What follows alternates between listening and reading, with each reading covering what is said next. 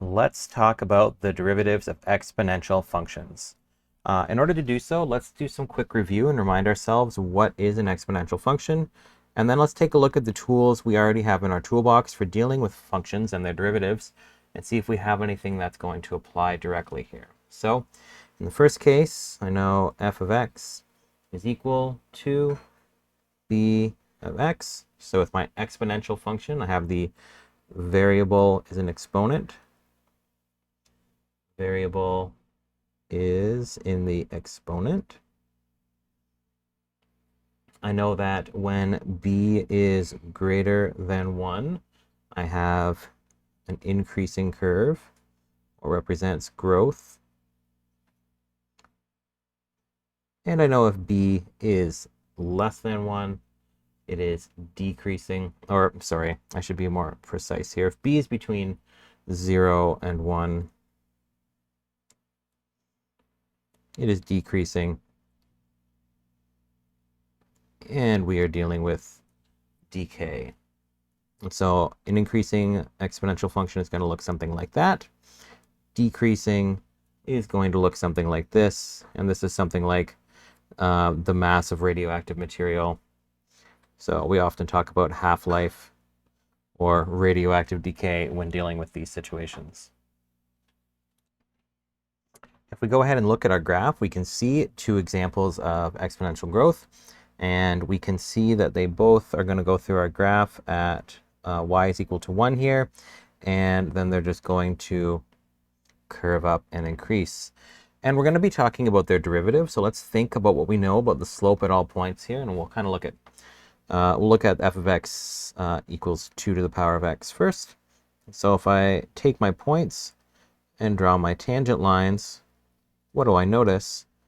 Well, I notice that the value is going to be positive everywhere. And I can see quickly that for my green g of x curve for 3 to the power of x, the derivative is also going to be positive everywhere. So we can say that g prime of x is always going to be greater than 0, and f prime of x is also going to be positive everywhere. Interesting. Let's think about what we know about derivatives and common functions we've already done with. Do we have any tools we can use here? Do we have any functions or derivatives that are always positive?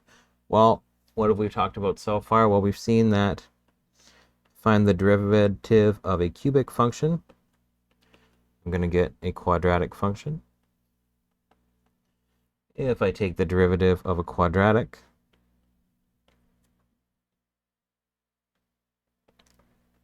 I'm going to get a linear function. If I take the quadratic of trigonometric functions such as sine x, I'm going to get cosine x. If I find the derivative of cosine x, I'm going to get negative sine x. And none of those tools really help me because linear is going to have positive and negative values. A quadratic can be positive everywhere, but that value is going to go to 0 at some point, or well, I guess maybe not if it's above the axis, but that value is going to change. It's going to decrease and then increase. And cosine and sine we know are going to oscillate between 1 and negative 1. So none of those really seem to fit. None of those seem to be very helpful here at the moment. What we can do for now is explore using our Desmos derivative machine. So let's bring that up on the screen and let's try that and use that to fill in our tables of values. So we're going to look at some x values that we've chosen.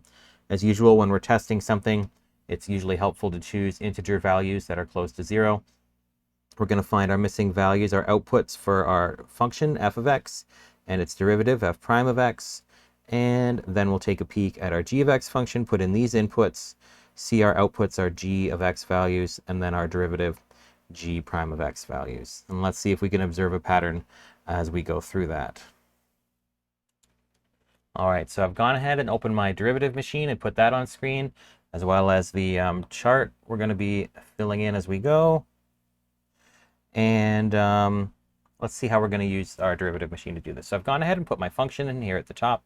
F of x equals 2 to the power of x. And I've turned everything off for now just so we can view the graph of our exponential function. I'm also going to want a table of values to fill this in here, and the fastest way to do that is going to be this method, I believe. So what I'm going to do is I'm going to click the gear for the settings here, and I'm going to click this button here to duplicate my function. F of x is 2 to the power of x, and I'm going to click this button here to convert to table. And now it makes a table, and that's going to quickly give me my values. So actually, let's get rid of that extra one there. There might be another way to do it. That's the way I'm familiar with. And let's put in our values. -3, -2, -1, 0, 1, 2, and 3. All right, looks pretty good. Let's fill in our values. And we could have just, calculated this by hand as well, but by plugging our x value into our function and evaluating. But we also want to practice using our technology tools sometimes.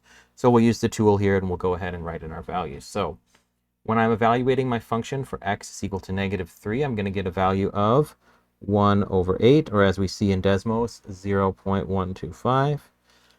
My next value is 1/4, or as we see in Desmos, 0.25.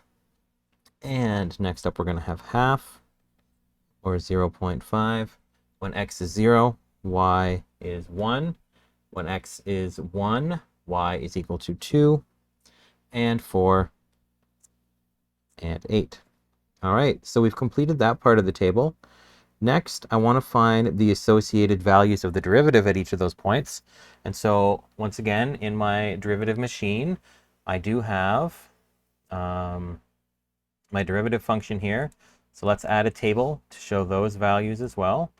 So I'm going to go to duplicate. Actually, I can just add table. I don't need to duplicate. I just don't usually use that feature too often. And let's once again put in our values. So a lot of them are here, but I want to change it. So -3, -2, -1, 0, 1, 2, and 3.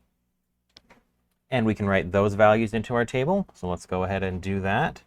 And we'll round a little bit. So we're going to have,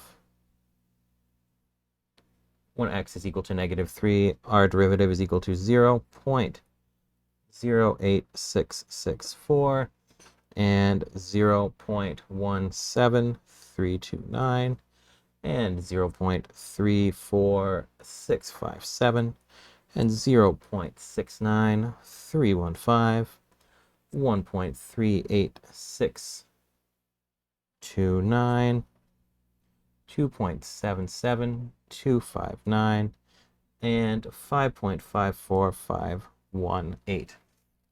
And what do we notice about the graphs? Do we notice a visual relationship between our function and its derivative? Let's take a look back here on our graph for a moment. I'm going to turn off my points because I don't need them. So green is the graph of my original function. Red is the graph of its derivative. What do we notice? What are their function types? Well, they kind of look like they're both derivatives. Interesting. Or sorry, I said derivative. It kind of looks like they're both exponential. F of x is exponential, and the curve formed by its derivative also appears to be exponential. Interesting. Let's try our next function. Let's try our g of x function over here, and let's see if we're going to get the same pattern reoccurring. Let's take a look at our derivative machine once again and try using it for our second function, g of x. I'm not going to change the labels here in Desmos. I'm just going to change the value of the function. And so we've changed our 2 to a 3, and we can kind of already see once again that the original function and its derivative both appear to be exponential.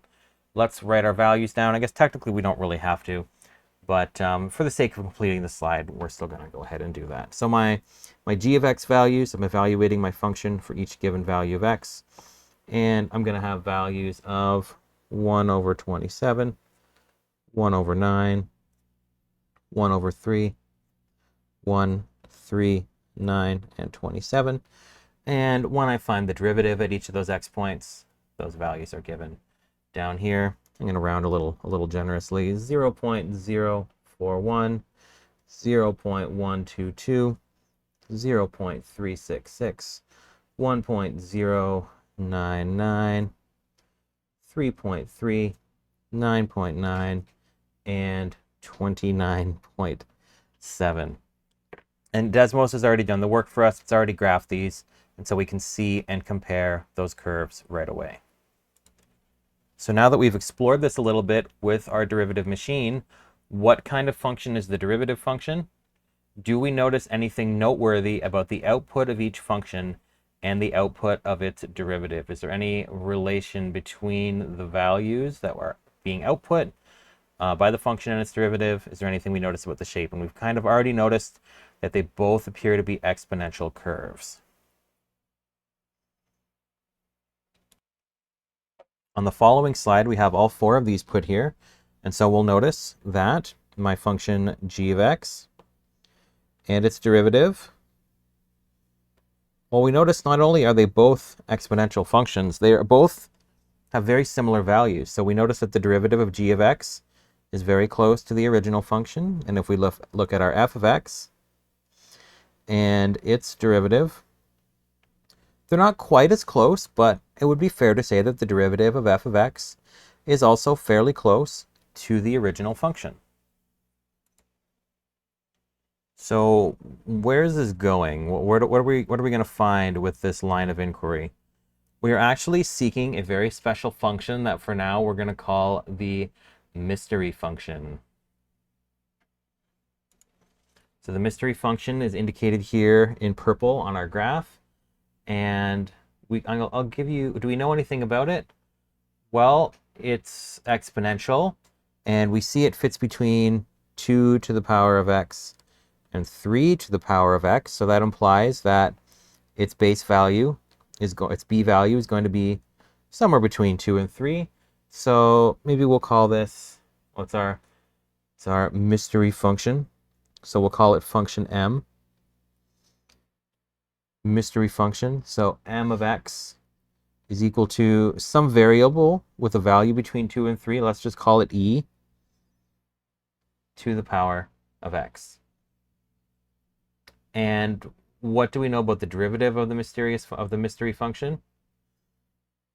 Well, it's going to have a special feature where the derivative of the mystery function is actually going to equal the mystery function. So the derivative of our mystery function is equal to, so it's equal to itself. So we saw with, 3 to the x and its derivative, they were very close. They were even closer than 2 to the x and its derivative. So maybe there's some special function we can find that's actually its own derivative.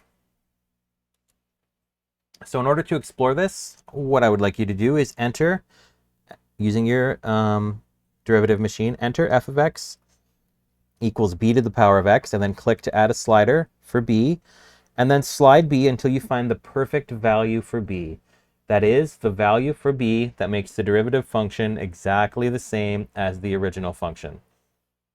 So I want to find what b value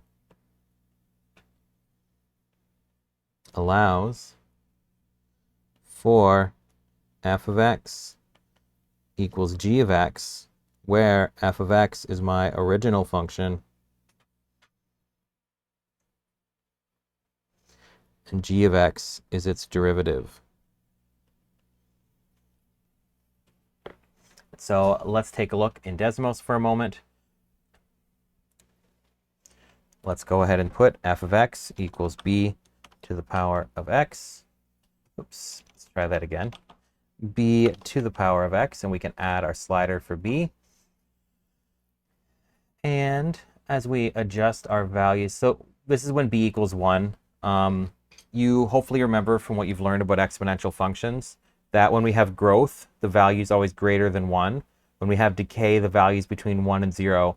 And if the value is exactly equal to 1, which we're starting off here, you're just multiplying your a value, your initial starting value, or your y value, your y-intercept by 1. Multiplying anything by 1 doesn't change it. So that's why this is a flat line. But as soon as this value is above 1, we quickly get a curve. And if it's between 0 and 1, we have decay. And if it's below 0, then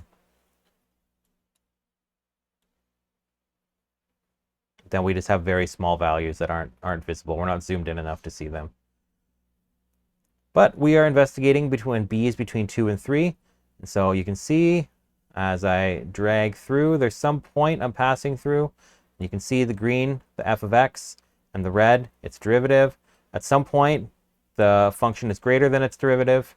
And then we have where the derivative is greater. So there's some in-between point that I'm purposely not looking at very closely because I want you to investigate where those lines are the same. And we can actually compare our tables, our f of x, and our g of x, and confirm we're getting the same value. So please play around with that and see if you can find a value for b that allows this statement where f of x is equal to its own derivative to be true. Now that we've had a bit of a chance to investigate and take a foundational approach to figuring out what this value means, let's talk about the mystery number behind the mystery function. And you might be tempted to say Euler's number, and I know I have before too, but the proper way to say this, it sounds like Euler. I'll be honest, I didn't know that until I watched the movie Hidden Figures, where they explain that. So perhaps you've seen that movie and had a chance to learn from that as well. What do we know about this mysterious number? Well, I know that it's has a value between 2 and 3. And it's actually going to be defined. There was a reason I chose the letter E earlier. It's some value E that exists between 2 and 3. By definition, the value for E is equal to the limit as x approaches infinity of 1 plus 1 over x to the power of x. And this is a wonderful number of growth.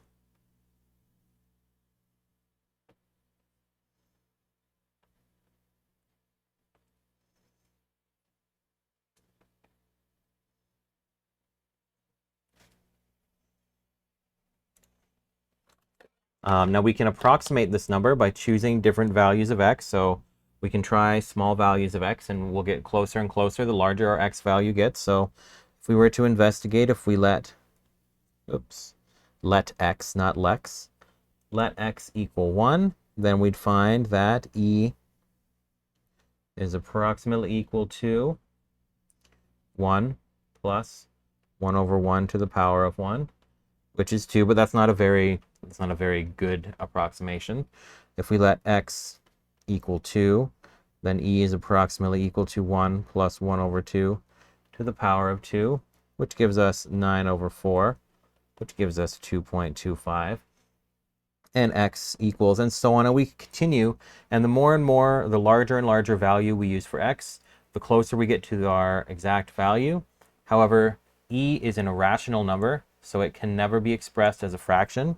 And so instead, we're just going to kind of say E is approximately equal to 2.718281828, and so on. And we'll note that it is irrational, just like pi. It cannot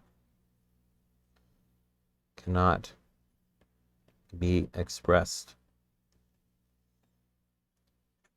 as a fraction. I mean, we can approximate it as a fraction, but it's always an approximation. We're always missing some precision. We always have some loss of information if we try to do that. And in our tables below, we've continued this exercise where I've tested increasingly large values for x. So when x is equal to 1, my value for, if I set my function y equal to 1 plus 1 to the x. So this is also approximately close.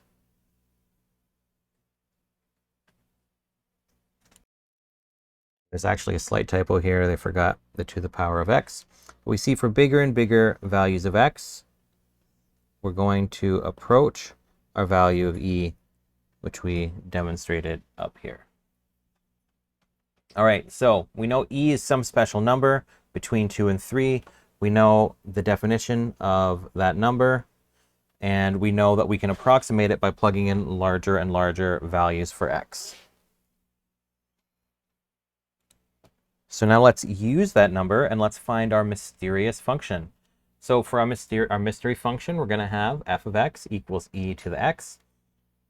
And we've kind of led up to this already. But what is the derivative of f of x equals e to the x? Well, f prime x is also e to the x. Wow. This is not true for any other function in the universe. This function is its own derivative. The slope of its respective tangent lines is always equal to the value of its output. So this is a special function. It's the only function we have that is its own derivative. If you want to do some extra reading and learn a little bit more about Euler's number, you can check out or research Leonhard Euler, who lived from 1707 to 1783. You can check out Khalid Azad, Better Explained, or you can check out James Grime and his number file video. So a quick web search using these names can help you quickly find more information if you are interested in learning more about Euler and his work. So some review, let's talk about what we've just worked through. So we've just talked about the exponential function. We've talked about how it's its own inverse, or sorry, the mystery function e to the power of x. We've talked about how it is an exponential function, so it's going to increase and go up, and it's going to have a positive value everywhere, and it's also going to have a positive slope everywhere. Now let's review, what do we know about inverse? Let's talk about the inverse of the exponential function. And in order to do so, let's see what we remember about working with inverse functions. Well, you might remember that if I look at a function and then I find its inverse, there's going to be a reflection on our graph about the line y is equal to x. Or you can think about there being a switcheroo where we are exchanging the x and the y value in our function, our equation. So xy and yx trade places. So if I had a point on my original graph 2, 1, the point 1, 2 will exist on my inverse graph and be the associated or related point. Let's also think about our notation. If this is my f of x, when I'm finding my inverse, f inverse of x. And be careful, make sure you aren't getting confused. F inverse of x is not the same thing as f prime of x. Our writing can get a little messy sometimes, but be clear, make sure you aren't confusing the two. Now, let's take a look and briefly compare our function, f of x equals e to the x, and its derivative. Or sorry, not derivative, and its inverse. Got to be careful here. All right, so f of x is equal to e to the power of x. If we make a little table, x and f of x. So we're representing our function using a table of values. If x is 0, then e to the 0 is equal to 1. If x is 1, we have e to the 1. That's equal to e, or are approximately, what do we have? Approximately 2.72. We're going to have our inverse function, f inverse of x. And we don't know what that's equal to yet, so we're not going to worry about that quite at this moment. And we'll have our values, x and f inverse of x. And so when x is equal to 1, my output is going to be 0. When my input is e, my output is going to be 1. And we can make a quick graph to help visualize what's happening here. So I'm going to have my x and y axes. I'm going to have my reflection line at x equals y or y equals x. Let's draw our original function. So this is my f of x. And I know a couple points. When x is 0, y is equal to 1. When x is 1, y is equal to e, or approximately 2.71. And then we're going to reflect about our x-axis. And so when y is equal to 0, when x is equal 1, y is equal to 0, so that point right there. And when x is equal to Euler's number, so 1, 2, so 2.7 will be somewhere around here. then my function has a value of 1. So my inverse function is going to be somewhere around there, and let's color code that just to make our life a little bit easier.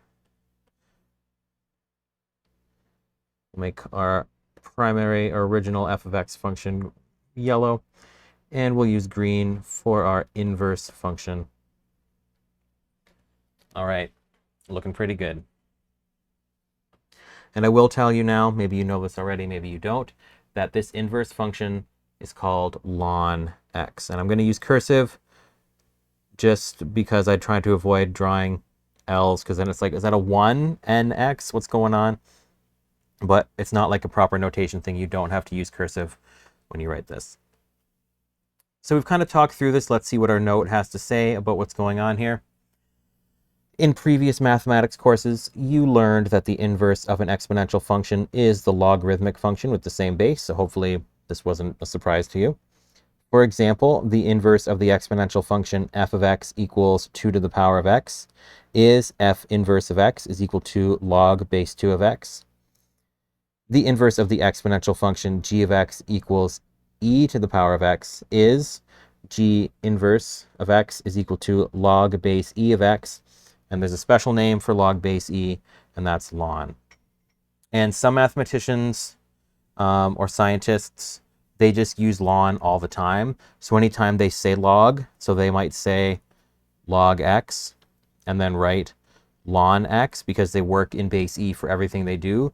You might encounter some professors or some math teachers in the future who do that, but just be aware, pay attention to what they're writing, and make sure you're keeping track of the difference. Let's finish reading here. Rather than using log base e of x, because they use it so much, mathematicians use ln x or ln x to shorten this expression. Ln x stands for the natural logarithm of x and is pronounced ln x. So this notation here is replaced with this notation here. Let's zoom in a little more and talk about the graphs of these functions in a little more detail as well. So let's talk about the graphs of the exponential function, y equals e to the x, and the logarithmic function, y equals ln x. In past mathematics courses, we also learned that the graph of an inverse function is the function reflected in the line y equals x. So here we have the graph of ln x on the coordinate plane, and let's just label these really quick. This is going to be my y equals e to the x, and this down here is going to be my y equals ln x. But remember, we don't actually use this notation, but it's the same thing as logarithm base e of x.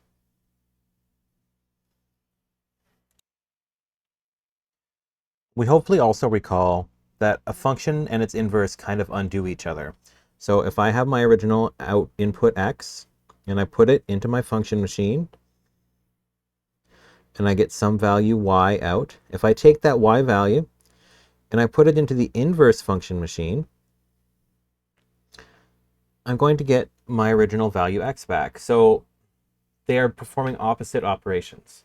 So let's say I have, what if we let x equal ln x? So I have my function e to the ln x. The e, Euler's number, and the ln would cancel each other out, and I'm just going to be left with x. So that's pretty cool.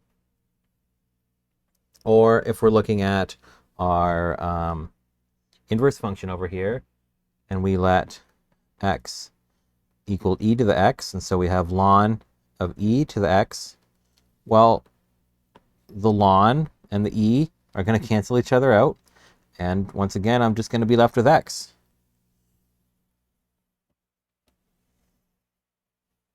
And this will be true for any real value we want to put in. So if I have something like e to the ln 3, it's just going to be 3. Or if I have something like ln e to the 14, I'm just going to have 14. We can also compare and contrast points on our graph. So if I have this point here, on my original graph, I have the point x is 0, y is 1. I'm going to have the related point on my other graph here, 1, comma, 0. And if I'm at my point 1, comma, e, this is not a good graph. I don't have an easy way to replace this, unfortunately, so we'll just have to work through it. It's a little choppy for some reason. When my x value is 1 on my original graph, my y value is equal to e. So my value here is 1, comma, e, which means on my inverse graph, if I'm at the e value approximately,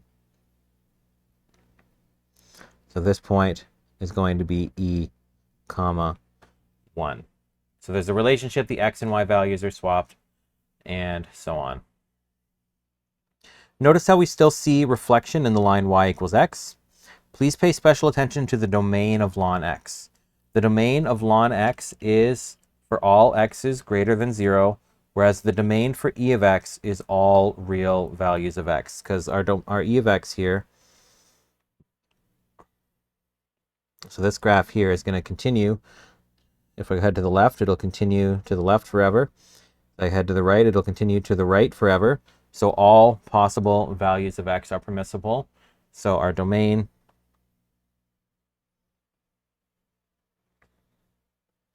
f of x for e to the x is, so domain of e to the x is equal to x is an element of the real, whereas with my inverse function, it's going to continue to the right forever, so increasingly large values of x.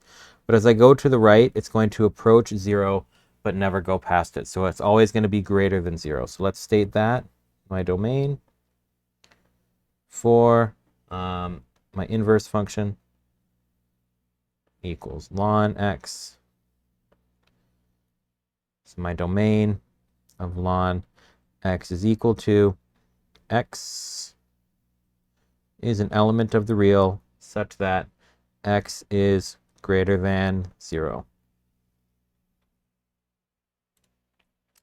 Now that we've had a chance to learn a little bit about Euler's number and its inverse function ln x, let's try to link this back to what we have been discussing initially, which is the idea of derivatives. And we want to know, can we find the derivative of f of x equals e to the x using the first principles definition of a derivative? Hint, we already know the answer. So we've already used our Desmos machine.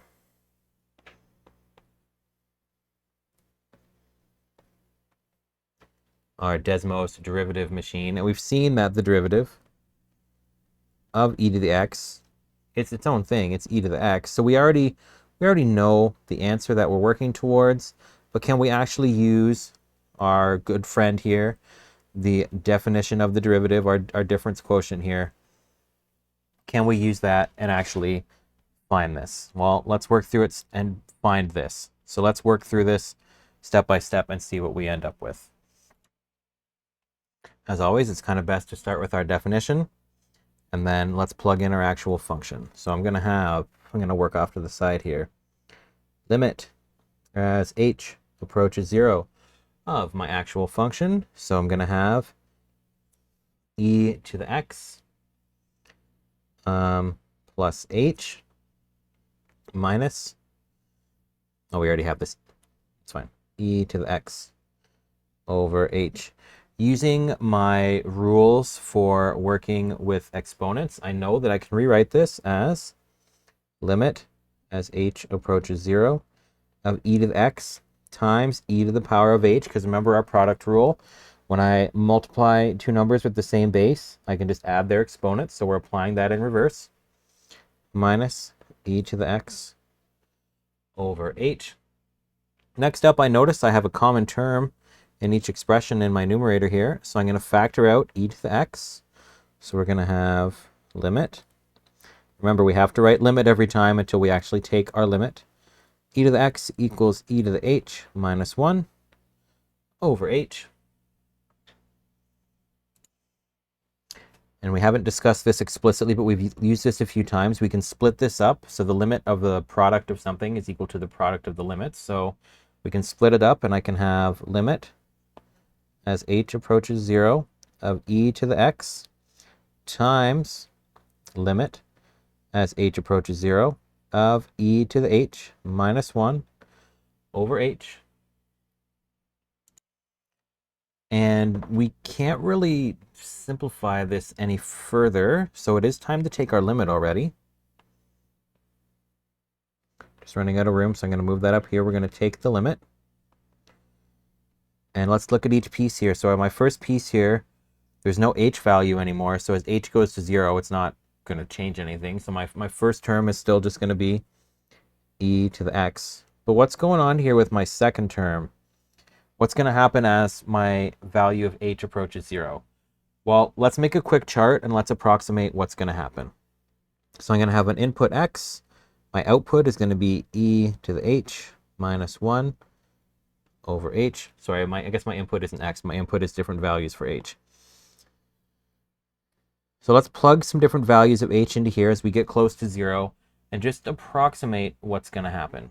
So I'm going to try some tiny values close to 0. So 0 0.01, 0 0.001, 0 0.0001. We can try some negative values, negative 0.01, negative 0.001. And I would encourage you to pause for a moment and find those values with your calculator. I'll do the same and then we'll fill this in. All right, so I've gone ahead and calculated those numbers. And what do we notice about these values? Well, I don't know about you, but they all look very close to 1 to me. So basically, we can just replace this expression right here with a value of 1. So times 1, and we're multiplying. So anything times 1 is just itself. So this term kind of goes away, and that's not a surprise. We already know this has to equal its own derivative. We already have our e to the x left. So whatever we're multiplying here, we kind of already know it has to equal 1. So this is not a surprise. But we can simplify. We're going to end up with e to the x. So therefore, we can say that the derivative of e to the x is equal to e to the x. So this is all great. We've managed to look at one specific special exponential function based on the number e, and we've seen that it's its own derivative. That's great, but what about for all the rest of our exponential functions?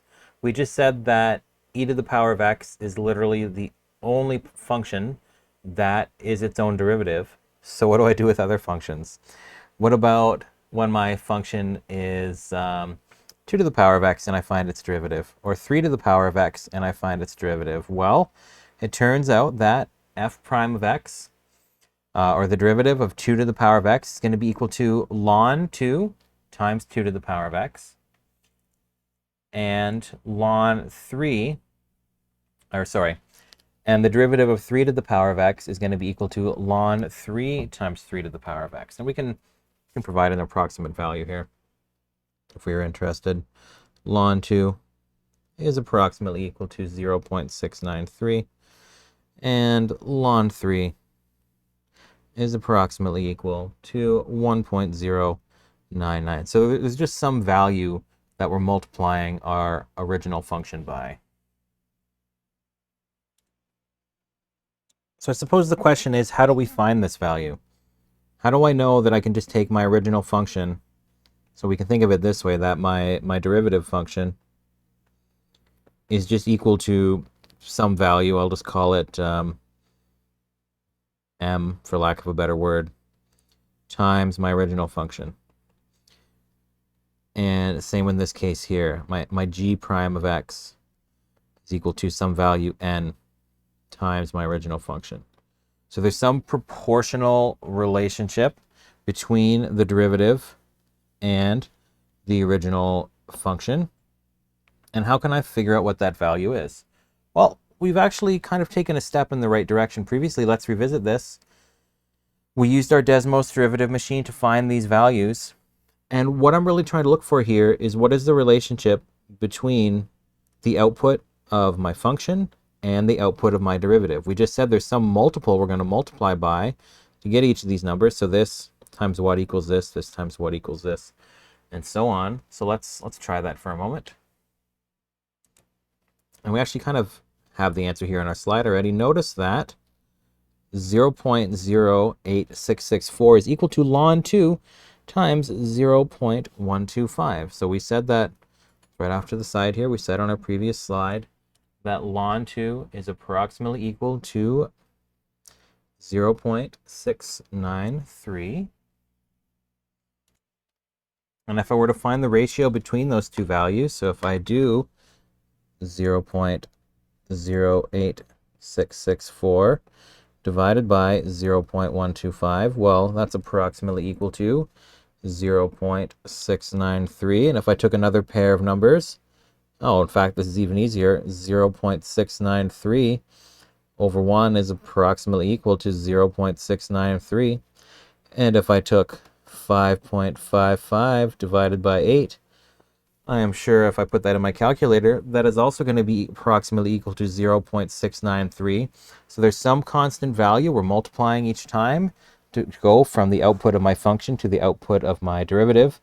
And we see that value is, in fact, ln 2. And we can notice the same thing over here with my 3 to the power of x function. If I were to take any pair of outputs for my derivative and its function, 0.04069 over 0.04 is approximately equal to 1.0204.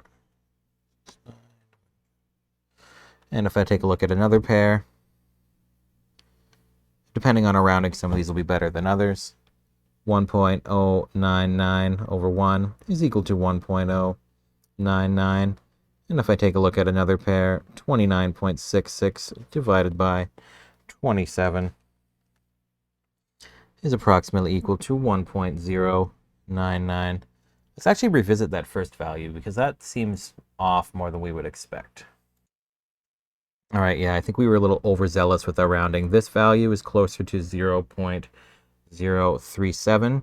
So if we redo that, divided by 0.037, that's approximately equal to 1.0997. So that's a little bit better. All right, cool. So when I have the function, when my original function is an exponential function, in order to find the derivative, I'm just multiplying by some constant value, and that constant value is just going to be the ln of the base of my original function. So we had 3 to the power of x, I'm going to multiply by ln 3. I had 2 to the power of x, I'm going to multiply by ln 2. And in my original function, or my mystery function, the derivative would just be ln e, ln e times the original function. What do we notice about ln e? Well, it's log base e of e. Those are inverses. They just cancel out. So, of course, that just equals 1. So, of course, the derivative is equal to the original function. Cool. We have just about reached the end of this note. So let's summarize with what we've learned. So let's summarize. We know from what we've seen that in order to find the derivative of a function, we can use the limit definition, where we find the limit as h approaches 0 of f of x plus h minus f of x over h. But now we can take a little shortcut for some functions, and there's going to be more shortcuts that we're going to see shortly. The derivative of an exponential function is equal to ln b times b of x, so there's just some constant value we're multiplying by, and that constant value is ln of our base. We've seen from working with our trigonometric functions that the derivative of sine x is simply equal to cos x, and we've seen that the derivative of cosine x is equal to negative sine x. These are worth memorizing. So these will always be true, so you don't need to recalculate these every time. You can just remember and use these functions, and that's fine. As a quick little summary to remind us what we just talked about with working with the derivatives of exponential functions, let's notice that if I have the derivative of 2 to the power of x, this is going to equal 2 to the power of x times ln 2, or ln 2 times 2 to the x. Remember, multiplication is commutative. That means the order doesn't matter.